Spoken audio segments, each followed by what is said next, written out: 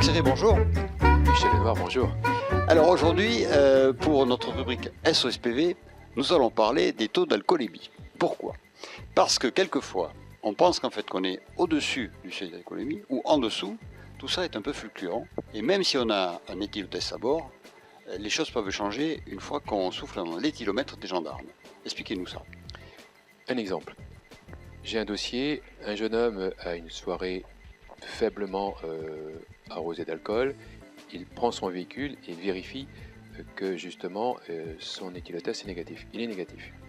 Il a une sortie de route parce que la chaussée était glissante.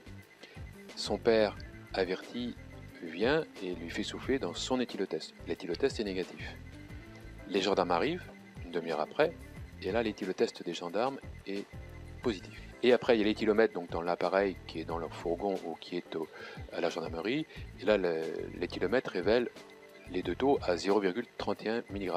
On est au-dessus du taux autorisé de 0,25. On est toujours dans le taux contraventionnel qui est entre 0,25 et 0,39, mais on est au-dessus du seuil légal. Donc on rappelle qu'entre 0,25 et 0,39, on est sous le coup donc d'une contravention puisqu'on a dépassé le seuil des 0,25. Oui. Et à partir de 0,40, c'est encore autre chose.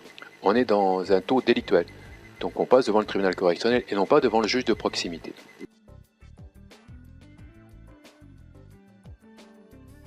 Lorsque l'on consomme de l'alcool, il met 1 heure pour arriver à sa phase la plus haute et après il met en gros 6 à 7 heures pour descendre. D'accord, donc ça c'est vraiment quelque chose de très important, ça c'est absolument quelque chose qu'il vous faut savoir, c'est-à-dire que même si quand vous prenez votre éthylotest, il vous dit c'est bon, faites attention parce que si vous êtes limite, ça peut monter effectivement pendant 1 heure et à ce moment-là vous pouvez dépasser les mesures légales. C'est ce que j'ai expliqué devant le juge de proximité. Et le juge m'a entendu à ce niveau-là. Il a considéré qu'au moment de la sortie de route, une demi-heure avant le taux de 0,31, mon client avait manifestement de grandes chances d'avoir un taux qui était inférieur à 0,25. Il a été relaxé.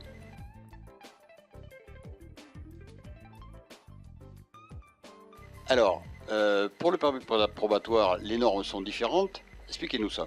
Oui, pour un permis probatoire, le taux d'alcool est abaissé de 0,25 à 0,10. Et 0,10 c'est un verre de vin. Je ne comprends pas pourquoi le législateur a autorisé justement ce 0,10, il serait mieux de le dire, pour un jeune conducteur ou un conducteur novice avec un permis probatoire, il n'y a aucune tolérance, vous ne devez pas boire. Oui, il y a trop. Et le fait d'être pris sous l'empire d'un état alcoolique, ça signifie qu'on perd 6 points, donc 6 moins 6, 0, on perd son permis de conduire, le permis de conduire est annulé. Et voilà. C'est une catastrophe pour des chauffeurs routiers notamment, et j'ai des cas comme cela.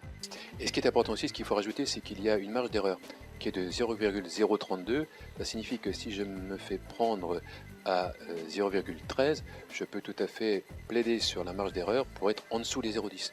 Donc ce qui fait que... Et garder mon permis. Tout à fait. Bon, ben voilà. Donc vous savez tout sur cette histoire de taux d'alcoolémie.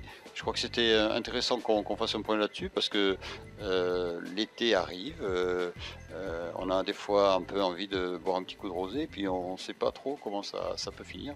Donc soyez toujours prudents, consommez avec modération. Mais si vous avez un problème, n'hésitez pas donc à aller prendre conseil auprès d'un avocat sur ce point-là. Merci Jacques. Merci Michel. À la prochaine. À la prochaine.